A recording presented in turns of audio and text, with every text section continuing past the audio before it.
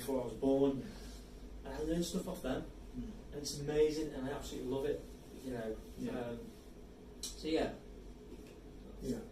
So how long did it take to get your first win? And I don't mean a title, I mean race. First race win. Yeah. Because that's obviously got to be a big milestone. That even like when you've started, you've got the dreams of titles and trophies and podiums and stuff. But obviously that first win, it's like a striker in football getting his first goal for his first club, isn't it? The first win, I suppose it would make you realise that you should be there and make you believe that you should be there as well. Yeah, I think it took, was it a year in? I think about a year in. I was getting a lot of seconds, but I couldn't quite get like first. Yeah. A fellow racer, a friend, he was the reason I couldn't get that first.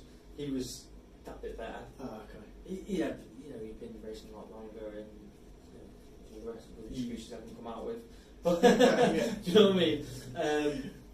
But it took me a while to get up to speed with him, and then a little bit of a funny story really. We had a race meet come up. We were due to go on the Saturday. On the Friday, we were sat there. We'd loaded up the van. We'd got all the kit ready. We'd done all the checks. And me and a friend, we said, what should we do? You know, I can't sit here waiting. I'm too anxious. She goes, well, we'll just have a beer. Just the one. Yeah, this isn't advisable. I was going to say, this could be very similar to editing and cutting out bits in the podcast. Yeah. This is a routine there. I won't name clubs or anything, so don't worry. So we went out and ended up on a few drinks and forgetting that we were racing the next day until it was... Oh, it's the next... Oh, that's all right. Yeah, I it was think next it's day. the same day. No, God, no. God, I'm not that guy. So we had a few drinks. Oh, God, we're racing tomorrow, mate. Oh, yeah, we better go home. So we went home, woke up in the morning, stonking hangover. Went to the race meeting. I sat all morning, setting up, just thinking, I want to go home, I want to go home. He called me up to race, I went out to race. That was the first race I ever won. Oh, really? Yeah, there and then, boom. And it hasn't stopped since. I've literally just snowballed from that. So you just drank and drank. Yeah. No, I haven't done any more of that. But that's how it started. Is that working with similar ways how you take the corners out close to the race you drink? Yeah. So I'll get a little bit closer this time. Just keep going. Yeah. Do you think it was a factor that it relaxed you?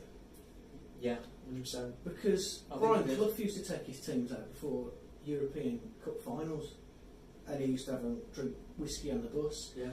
I think there's a story about Jermaine Pennant before his debut for Arsenal. Didn't think he was playing, so went out on the Raz the night before, got in at 2, and then scored a hat-trick on his debut. Wow. So there's a bit of method to the madness there.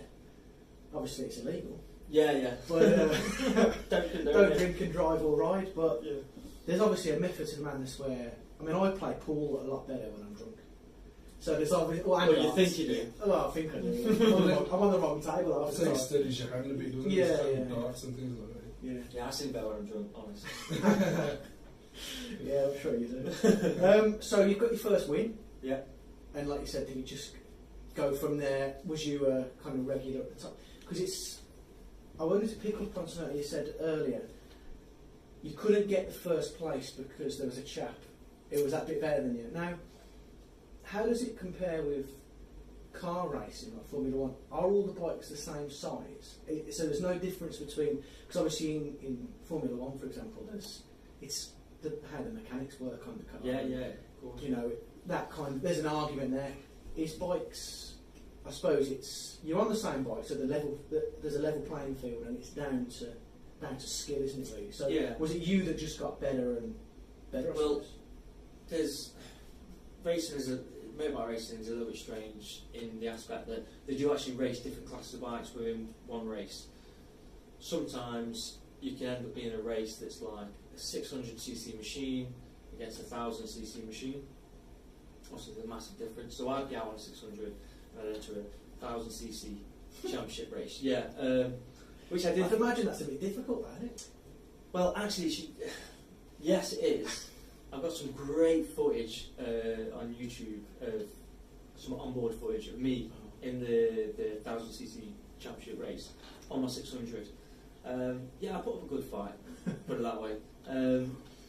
So yeah, but ultimately, yeah, your class in the same machine or a similar machine, CC size, age, that sort of thing. But you can modify to a certain extent. That was going to be my next question. So, if you come to the table with 600cc,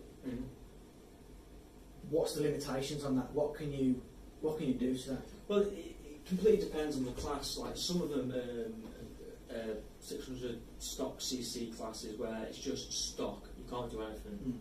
And then there's others that are quite relaxed. Depends on the club, how they're going to run their championship.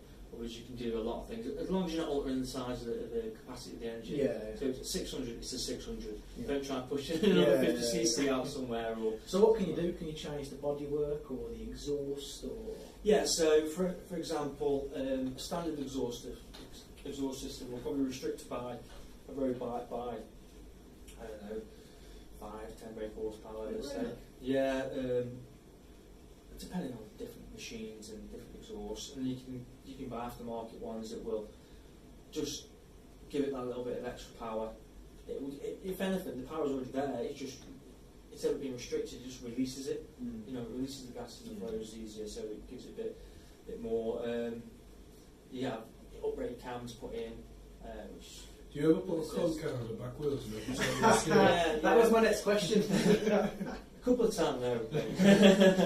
Wow, that engine sounds incredible. We use lollipop sticks. Yeah, peg some cards on the spokes. Yeah. So there's stuff you can do, and I'm sure there's people that have massively modified stuff, and there's some people that run stock stuff. I mean, but ultimately, it's like it's down to the rider. I've seen riders go out on stock machines and be tuned. Bigger CC engines, you know. So it is down to that experience and talent. I suppose engines is a big factor. But Massively. It does come down the marginal gains, I suppose. Yeah, you can put a fast rider on a slow bike, and a fast rider will win. You can put a terrible rider on a fast bike, and you'll still be a terrible rider. So you could put me on a 600cc, and then you want a push bike. I'm assuming I'm getting silver medal. But it is it's a debate, the engine size. You know, it is going to be a factor, and I suppose it's a lot better when it is categorised to the engine size. Yeah, definitely. Yeah. What's your favourite size to ride? Or do you go in between, or do you go right? I'm racing big bikes now. No, I'm a 600cc man. Right. It suits my weight, suits my strengths.